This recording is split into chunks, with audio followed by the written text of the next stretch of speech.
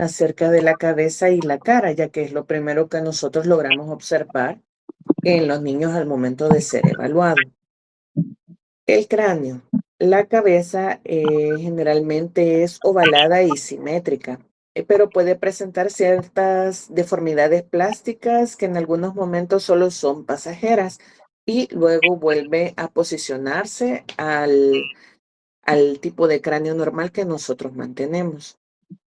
En el recién nacido está formado por placas óseas que son unidas por líneas de sutura.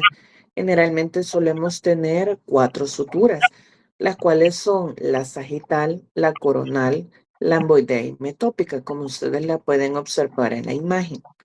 También tenemos presente 2 fontanelas, que son la fontanela anterior o bregmática y la fontanela posterior.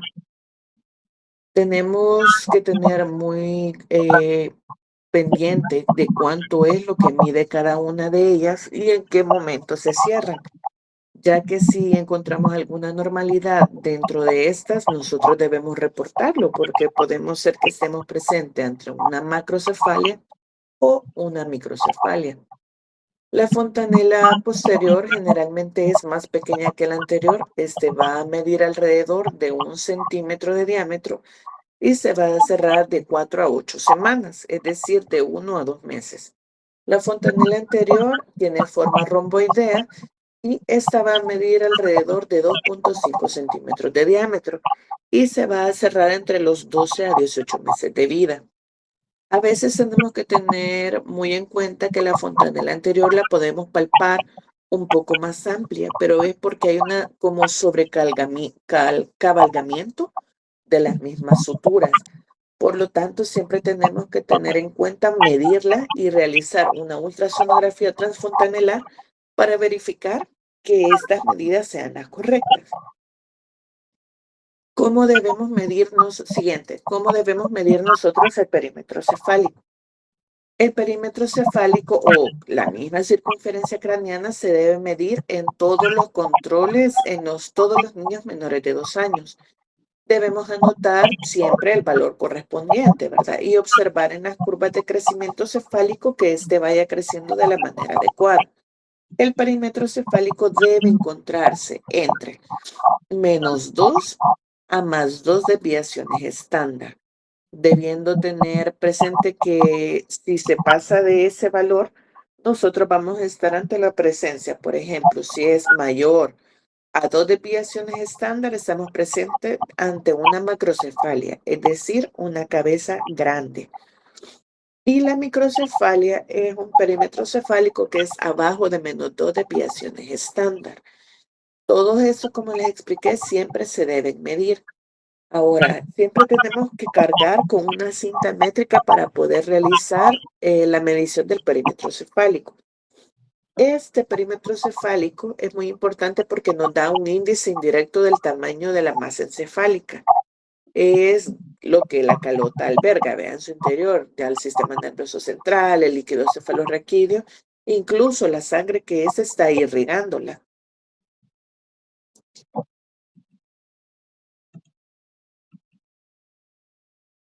Siguiente, en la cabeza.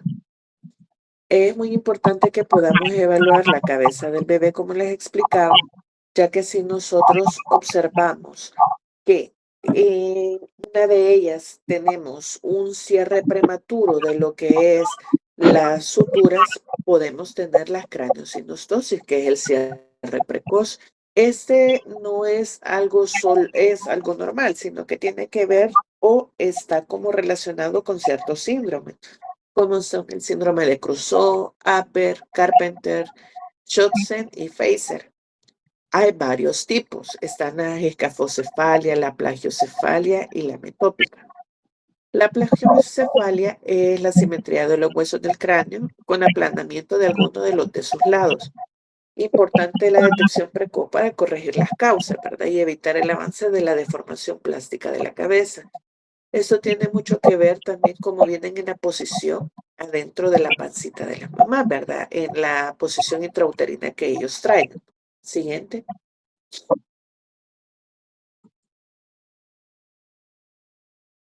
Ahora, hay algo que también nosotros debemos tener muy en cuenta al momento de evaluar a un recién nacido, porque eso solo se presenta en recién nacidos posterior a un parto.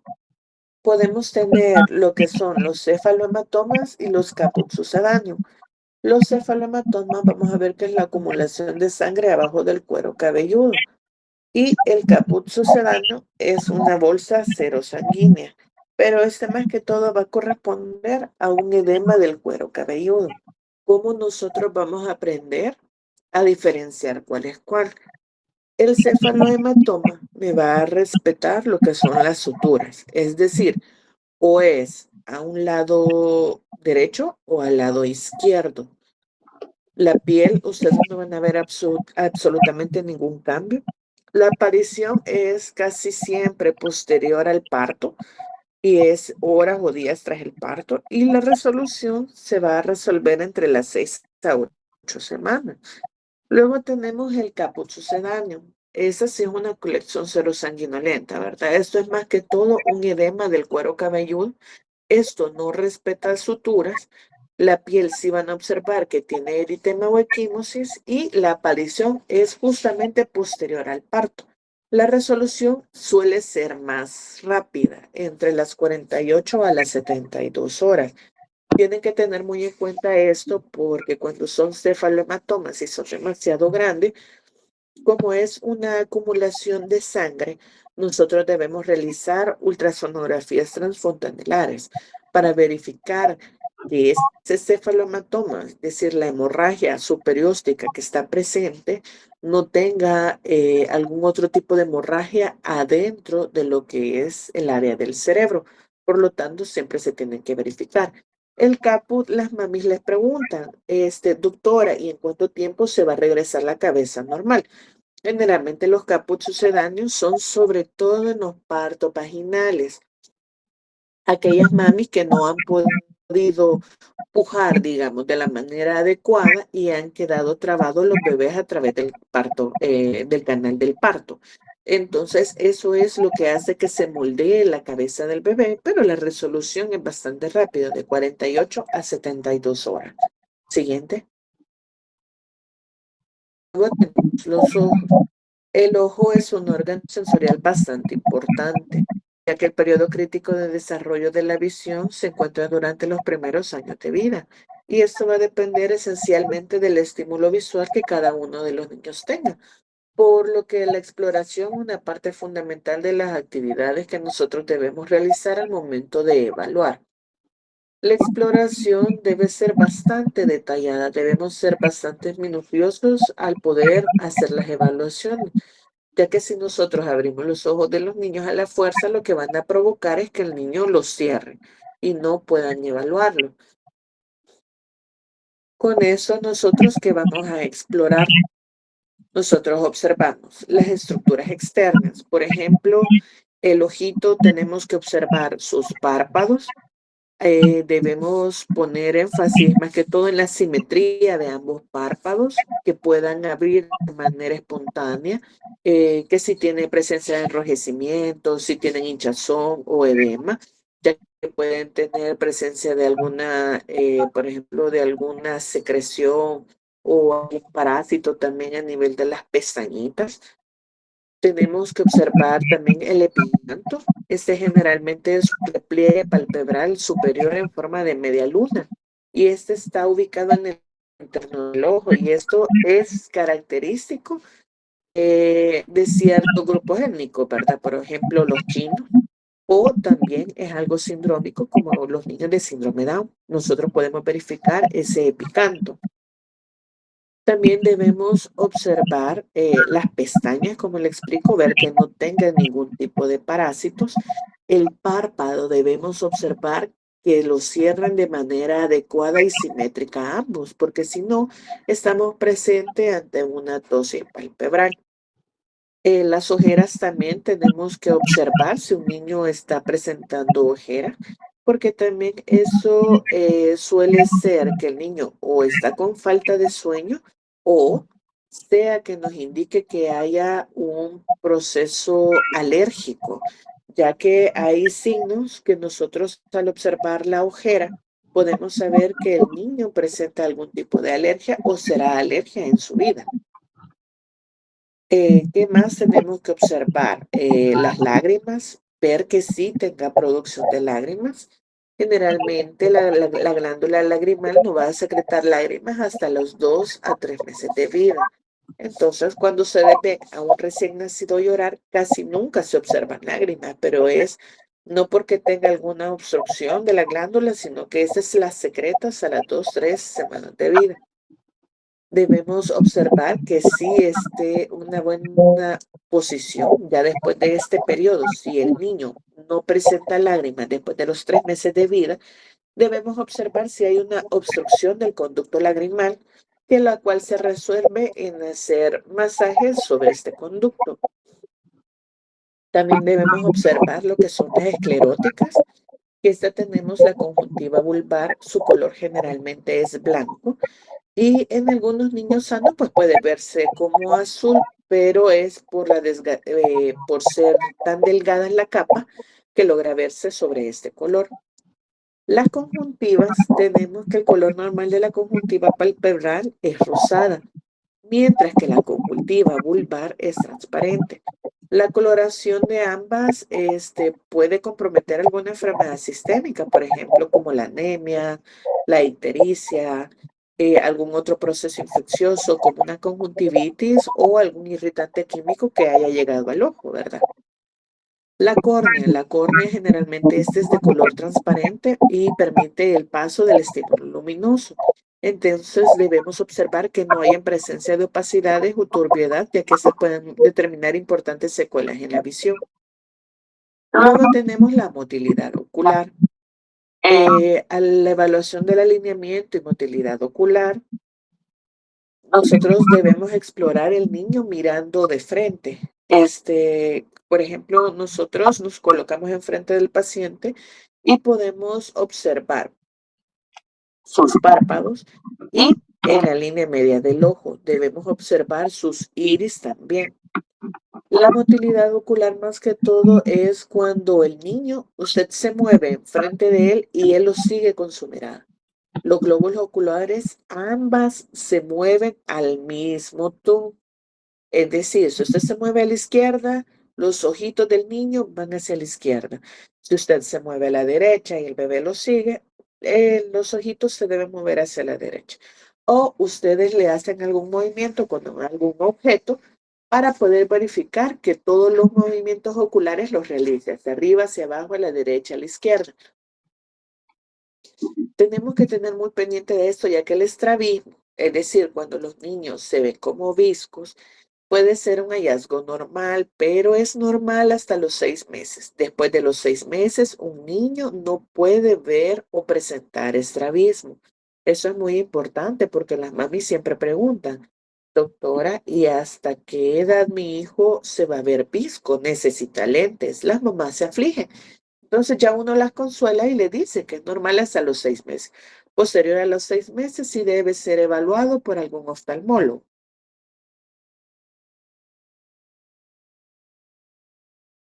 Ahora tenemos los reflejos pupilares a la luz. Cuando nosotros hacemos los reflejos pupilares, debemos observar la pupila. Debemos evaluar y comparar el diámetro y que normalmente estas sean redondas, regulares e iguales. Es decir, cuando nosotros hacemos el reflejo fotomotor, nosotros exploramos iluminando un ojo con una linterna, ¿verdad? Ya sea una linterna que sea de luz blanca para que sea un poco más suave, para poder observar la respuesta de contracción de la pupila iluminada. Ahora, si nosotros observamos la pupila contralateral a la que estamos evaluando, vamos a ver que responde de forma similar con la contracción, a lo que también le llamamos reflejo consensual. Es decir, que al momento de nosotros iluminar las pupilas, hacemos el reflejo fotomotor, vemos su contracción, al mismo tiempo estamos evaluando el reflejo consensual al observar la contracción del ojo contralateral evaluado. También tenemos el reflejo del rojo pupilar.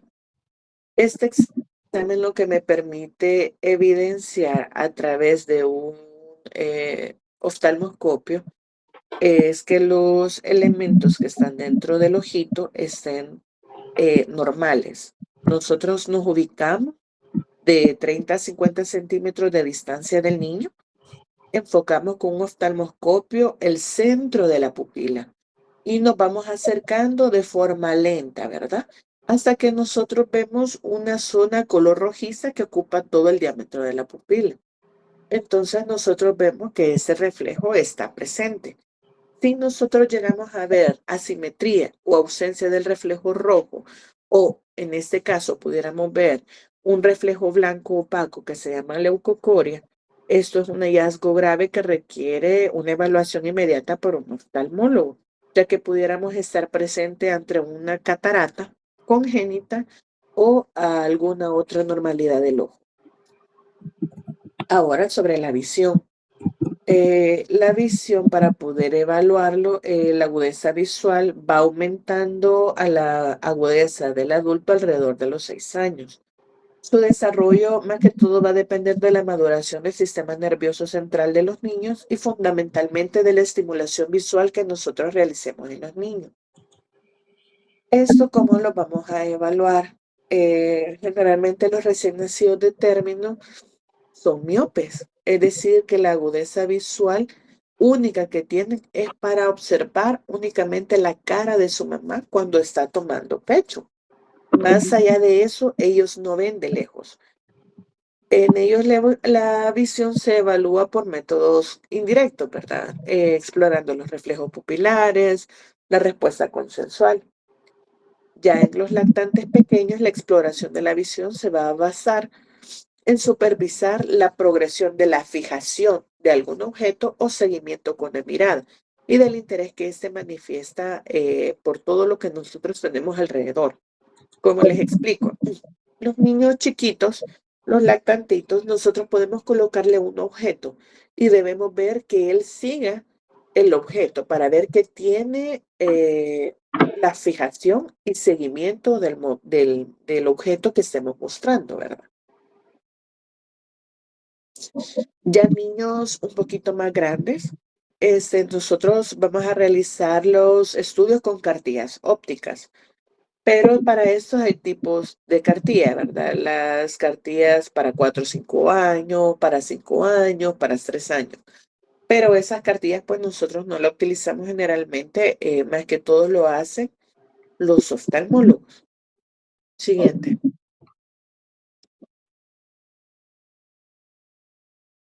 Siguiente.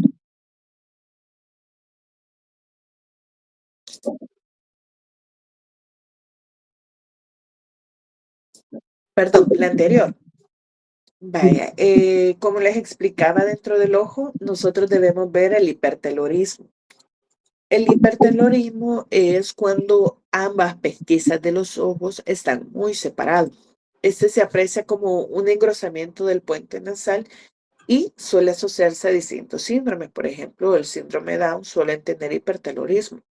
La distancia interpupilar, es decir, de pupila a pupila, es de 5,5 centímetros y el de nosotros es menos. Por eso les digo que cuando nosotros vemos la carita de un bebé o de un niño, un lactante, un adolescente, nosotros podemos decir, este niño presenta algún tipo de síndrome, ¿verdad?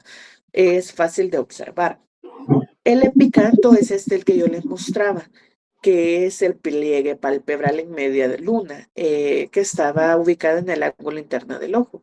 Y es característico, como les digo, en personas asiáticas o también en niños con síndrome Down. Siguiente. Bueno, eso sí, ya se los había explicado, lo que íbamos a ver en los párpados, las lágrimas, esclerótica, córnea. Lo único que se me olvidó mencionarle fue las pupilas. Cuando tenemos una dilatación pupilar, a eso se le llama midriasis. Cuando la pupila se contrae, se llama miosis. Y cuando las pupilas tenemos de diferentes diámetros, se llama anisocoria. Por eso es la importancia de que nosotros hagamos una buena evaluación del ojo. Siguiente. Vaya, como les había mencionado, el reflejo de acomodación, ¿verdad? Es la respuesta pupilar a la mirada de lejos y de cerca.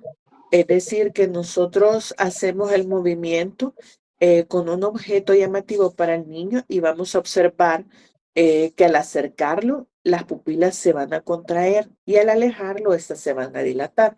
Y el reflejo fotomotor es el que mencionamos, de que íbamos a explorar un ojo, le íbamos a iluminar con una linterna y íbamos a observar la contracción de la pupila iluminada. Y dijimos que el consensual íbamos a observar que también se contraía la pupila contralateral de la cual estamos evaluando. Siguiente. La motilidad ocular, como ya le habíamos explicado, va a depender también del movimiento de los niños tengan y que hablamos sobre el estrabismo, ¿verdad? Recuérdense, es normal hasta los 6 meses, posterior a los 6 meses, eso ya es algo patológico. Sigamos. Para el estrabismo sí se tiene ese test de Hirschsprung, pero este lo realiza el oftalmólogo. Este es para ver los tipos de estrabismo que nosotros podemos presentar, ¿verdad? En los niños, como la esotropía, la hipertropía, la exotropía o la hipotropía, según como ustedes ven la evaluación de los ojitos. Siguiente. Aquí les traía una imagen sobre el reflejo rojo pupilar. Donde nosotros vemos ambas pupilas se observan de color rojo, es decir, que está normal. En otro vemos la reflexión asimétrica, que uno de ellos los reflejos es menos brillante. En la otra podemos ver la ausencia de reflejo de rojo, es decir, la catarata muy probablemente es lo que tenga el niño en su ojito, se ve opaco y así es como nosotros podemos ir viendo cada uno de los reflejos si está presente o no. Si vemos algo anormal, tenemos que alertarnos y mandarlo a la evaluación con oftalmología. Siguiente. Y eso que ya les había mencionado, ¿verdad? También los recién nacidos son miopes y porque no ven nada más que la cara de la mamá o de la cara de la persona que los tiene en su regazo. Eso va a ir mejorando hasta que tengamos una visión como la del adulto, que generalmente se llega a desarrollar hasta los 6 años de edad. Siguiente. La agudeza visual, como les mencionaba, tenemos diferentes cartillas para poder evaluar cuando ya tenemos niños que nos puedan colaborar, como los niños entre 3 y 6 años. Se utiliza la tabla de Tomlin E. La agudeza visual esperada para la edad es de 20. El niño mayor de 6 años ya puede usar las cartillas de Snellen y la agudeza visual de esta edad de los niños es igual a la de adultos, ya cuando están más grandes, es de 20/20, que es la visión que nosotros tenemos. Siguiente. Vaya, cuando nosotros vamos a observar las orejas, esto tiene que incluir la inspección y la palpación de los pabellones auriculares. Tenemos que ver su implantación.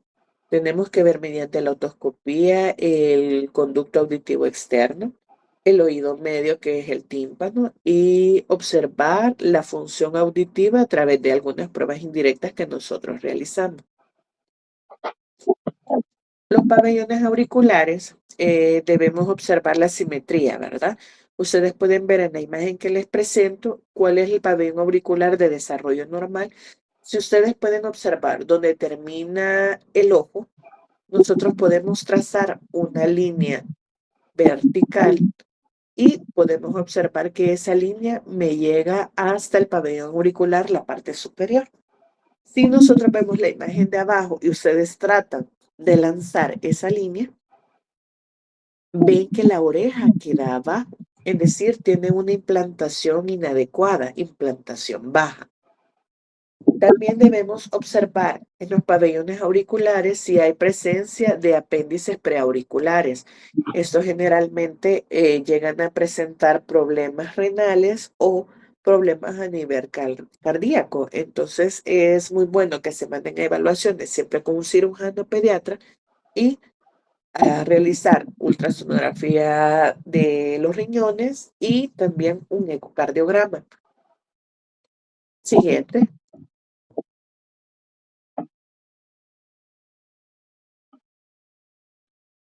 Vaya, la otoscopía. Como los oídos de los bebés. Estos suelen ser un poco más cortos. No debemos utilizar conos tan pequeños. Debemos utilizar uno grande, pero si ustedes se fijan, cuando los diámetros son grandes, para que usted pueda observar el conducto auditivo externo y la membrana timpánica. La membrana timpánica debe observarse como un color gris perla y al momento de realizar la otoscopía, nosotros debemos ver esa luz de haz que se refleja sobre la membrana timpánica. Cuando estemos evaluando un recién nacido, el otoscopio debemos introducirlo de forma recta, porque el conducto auditivo externo es recto, no es curvo como el del adulto. Cuando el lactante menor se esté evaluando a través de la otoscopía, debemos traccionar hacia abajo para poder enderezar lo que es el conducto auditivo. Y con un preescolar lo que haremos es vamos a traccionar el borde posterior del pabellón hacia arriba y hacia atrás, a modo que el conducto auditivo externo nos quede recto.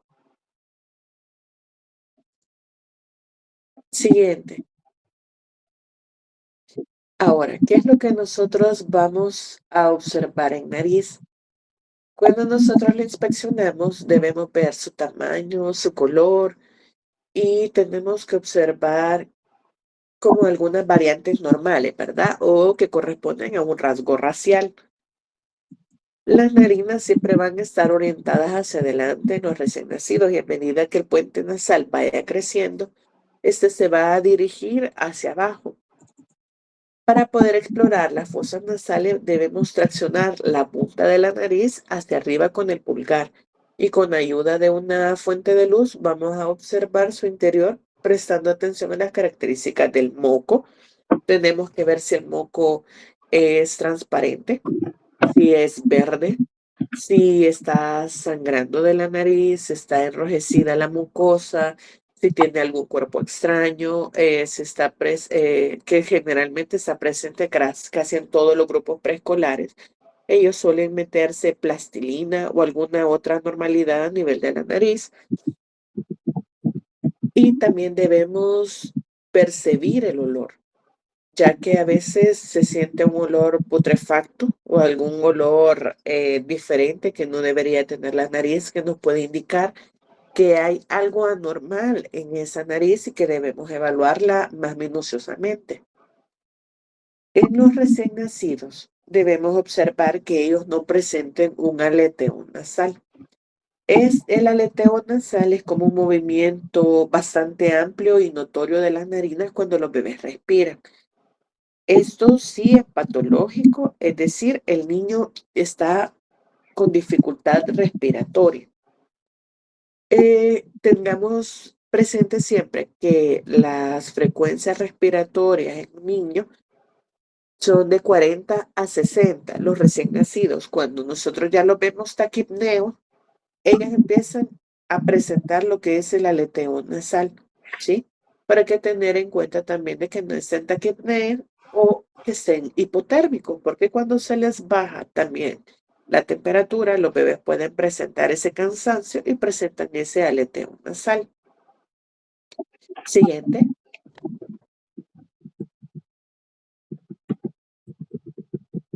Luego tenemos lo que son los senos paranasales. Los senos paranasales son espacios aéreos que están dentro de los huesos craneanos, ¿verdad? Estos se van a desarrollar en diferentes momentos de la infancia. Tenemos los etmoidales, los esfenoidales, los maxilares, el frontal y el mastoidal. La exploración se va a reservar cuando los niños presentan cuadros clínicos sugerentes de sinusitis. Nosotros vamos a percutir suavemente sobre cada uno de los senos en busca de alguna zona de sensibilidad o si presenta algún tipo de dolor. Ahora, siguiente, tenemos que tener en cuenta las edades para nosotros poder evaluar cada uno de ellos. Por ejemplo, el etmoidal sí está presente al nacimiento y se desarrolla hacia los 3 años. El maxilar está presente igual al nacimiento y se desarrolla hacia los 3 años. Pero el esfenoidal, si ustedes observan, está presente hasta los 3 años. Es decir, que no contamos con un seno paranasal esfenoidal al momento del nacimiento y este se desarrolla para los 2 años. El frontal igual se desarrolla hacia los 12 años y está presente a los 8 años. Y el mastoidal que se está presente al nacimiento. Entonces, al momento de poder realizar un diagnóstico de sinusitis, nosotros debemos observar en una rayos X, que es la de Water, nosotros observamos, por ejemplo, si el niño ya tiene 5 años, lo que nosotros podemos observar, ya podemos ver el etmoidal porque está presente el nacimiento, el maxilar, el esfenoidal. El frontal todavía no lo vemos porque se desarrolla hacia los 8 años y el mastoidal que sí se puede evaluar. Siguiente. Cuando nosotros hacemos la evaluación de la cavidad oral y de la faringe, se basa generalmente en la inspección. Eso es lo que nos va a permitir identificar las diferentes características de cada uno de los componentes de la boca. Debemos tener un buen campo visual, es decir, que tenemos que tener al paciente que nos colabore en abrir bastante bien la boca y debemos tener una fuente de luz, ¿verdad? Es decir, una linterna para poder nosotros observar más claramente lo que estamos observando. ¿Cómo vamos a explorar la cavidad orofaringea? Eso lo vamos a evaluar en los lactantes pequeños. Debemos decirle a la mami que nos colabore, ya que el niño suele llorar, entonces no abren muy bien la boca, ¿verdad?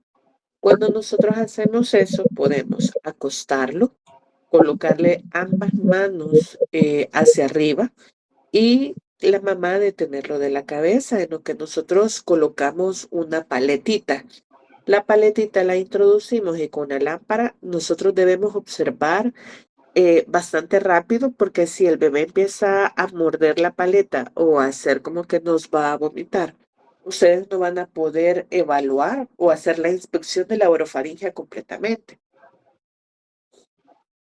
Ya cuando son niños más grandes, nosotros podemos observar, ¿verdad? Mejor cuando nosotros les pedimos a ellos que saquen la lengua y que puedan pronunciar la letra A.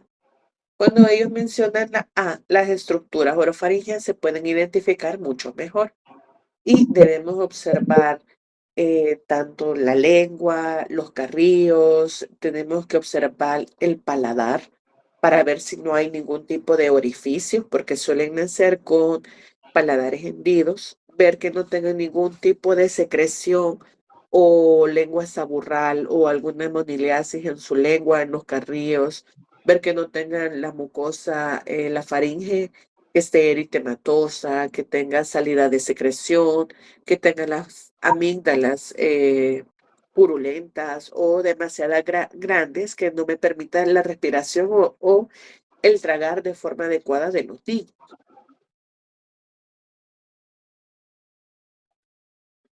Eso más que todo es lo que nosotros tenemos que evaluar, ¿verdad?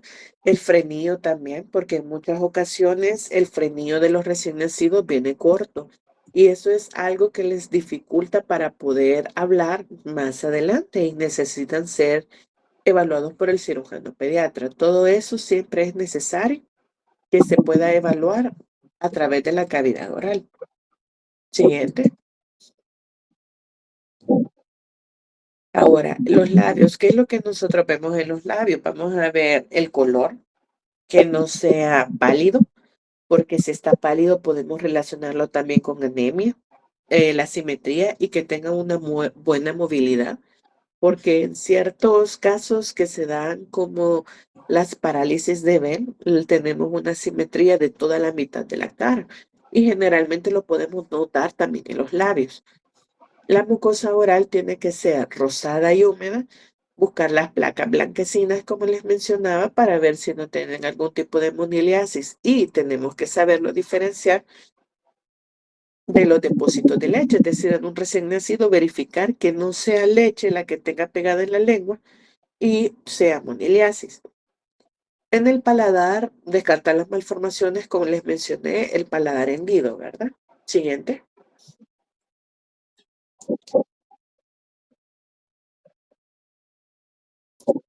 Tenemos también la secreción salival. Durante los primeros 3 meses de vida se produce poca saliva, pero la salivación excesiva es normal hasta el año. Es decir, que si nosotros vemos un niño de 2 años con salivación excesiva, ese niño debe ser evaluado, ya que puede tener una hipotonía de los músculos faciales, por lo cual los niños presentan esa cialorrea. Es normal cuando tienen la salida de los dientes. Posterior a eso, el niño no debería presentar esa salivación excesiva, pero recuérdense que es normal hasta el año. Posterior al año, eso ya es algo patológico, algo que a ustedes ya los tiene que alertar. El aliento en un niño sano generalmente es agradable, pero si ya tenemos una halitosis, puede ser presencia de algún proceso infeccioso, por ejemplo, algún diente, las caries, que haya presentado alguna carie dental y eso le esté presentando la halitosis, mala higiene bucal o alguna otra enfermedad sistémica. Recordemos que ese olor también puede venir a través del estómago.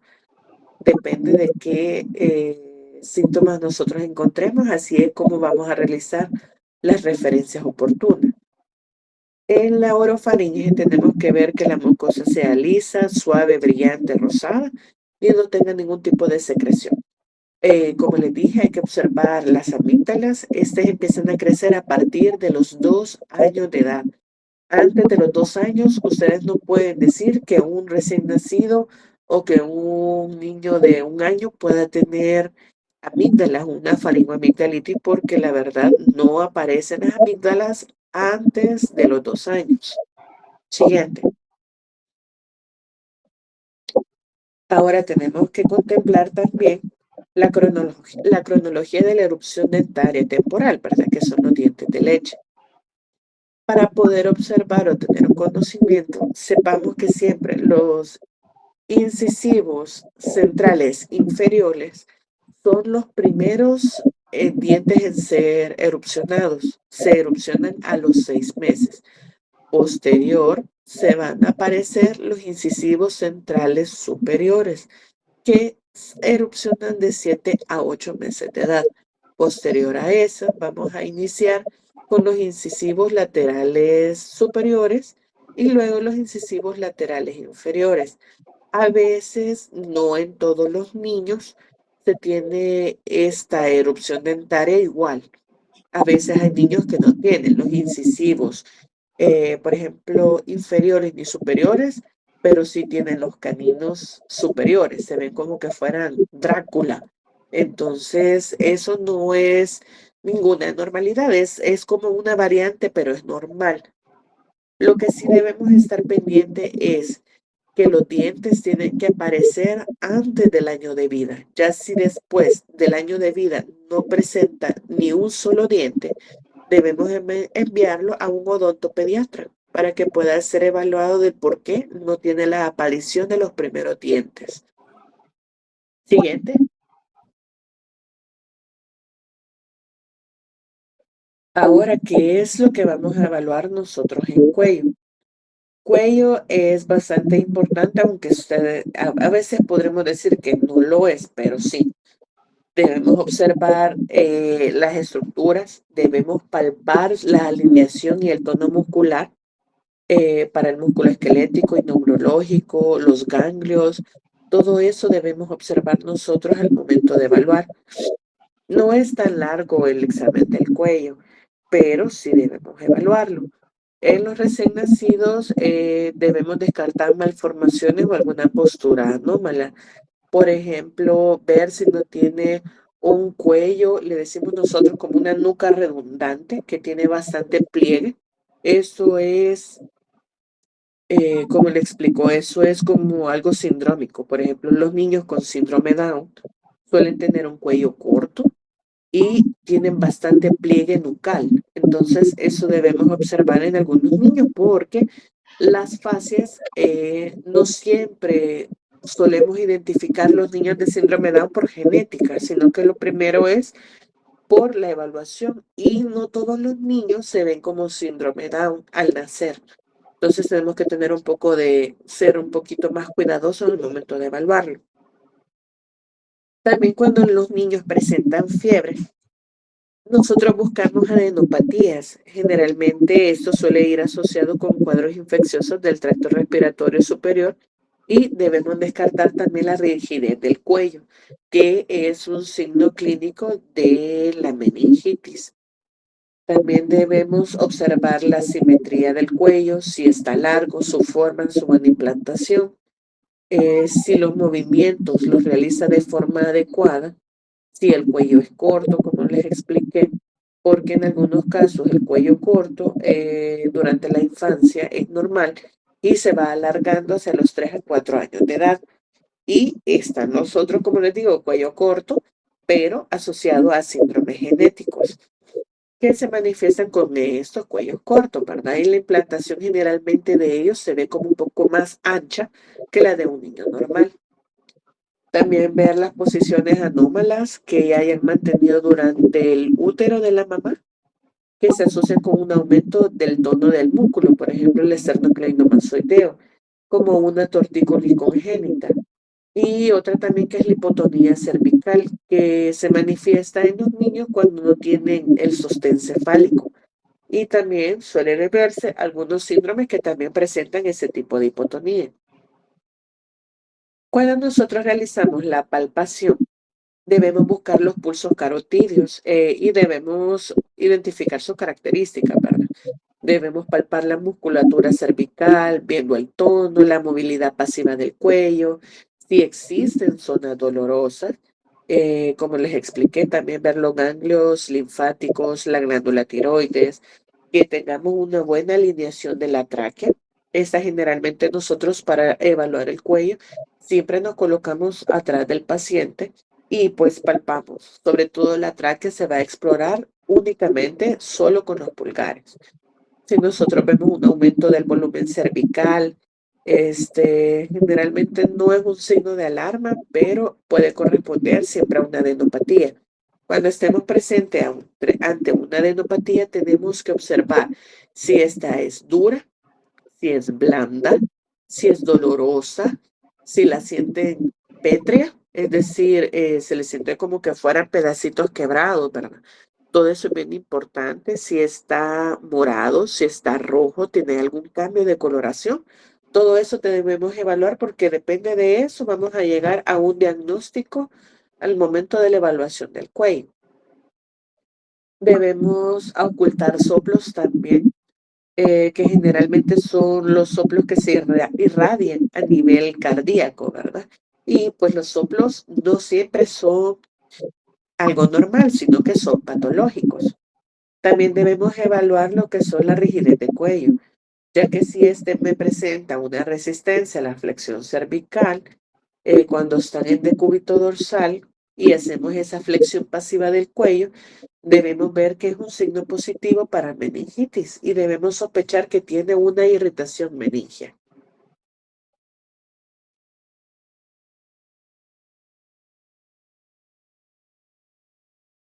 Recordemos que la glándula tiroides, esa siempre se va a ubicar en la línea media del tercio inferior del cuello. Se explora mediante la inspección y la palpación. Nosotros debemos ver que sea un cuello normal, porque en algunos casos hay pacientes que presentan bocio. Si presentan bocio es porque hay algo anormal a nivel de la tiroides y es algo que ustedes también tienen que reportar, porque se deben hacer los exámenes correspondientes para la tiroides, ¿verdad? Y eso, quiero ver, siguiente. No, esa es la última, chicos. No sé si tienen alguna duda.